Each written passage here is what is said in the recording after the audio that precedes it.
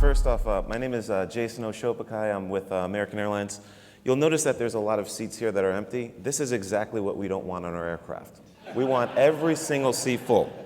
That's number one. Number two is, and this will kind of touch a little bit on my comments, is that American wants to support the next great business. And part of my opening remarks will be a little bit of context. You know, for a long time, American Airlines has looked at the world really in kind of two ways. Leisure and corporate. Leisure is you go to Hawaii, Aruba, Antigua, Paris, you know, with your loved one.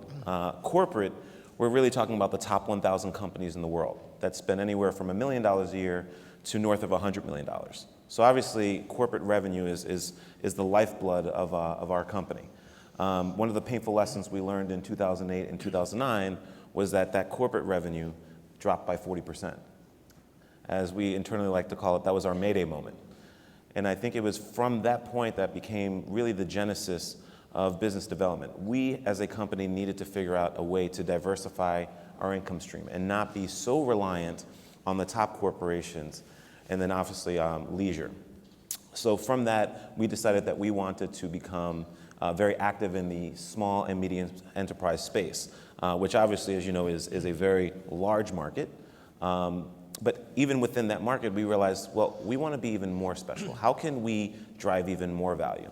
You know, the current administration, I'm sure the incoming administration is going to talk about what? Job creation, job growth.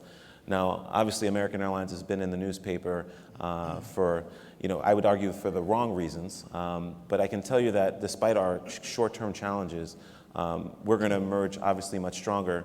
But really, it's going to be finding out who is our next best customer. And really asking the question, what can we as an organization do to support that next best customer?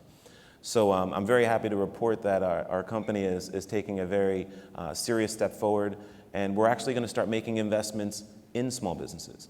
Now, I know the minute I say that, I get the, well, are you talking about equity and what's the valuation? I think that's, you know, that's kind of down the road. If I told you that our team was formed not even a couple of months ago, we have been thinking about this for the last year. But let me ask you this question.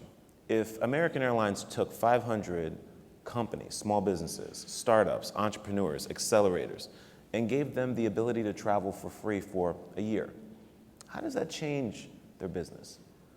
I think that there is a compelling argument to be made that that could be a watershed event. Because instead of worrying about the price of the ticket, you're worried about finding your next best customer, your next best investor, your next best partner. So, you know, the reason why I'm here, and I'm here with our director for our B2B businesses, is really, number one, to come here very humbly and say that, how can we help you? I know that air travel is not necessarily essential to your business, but I would argue that there's other ways that we can help you as well. Because the other thing that American Airlines wants to be is an aggregator and a connector.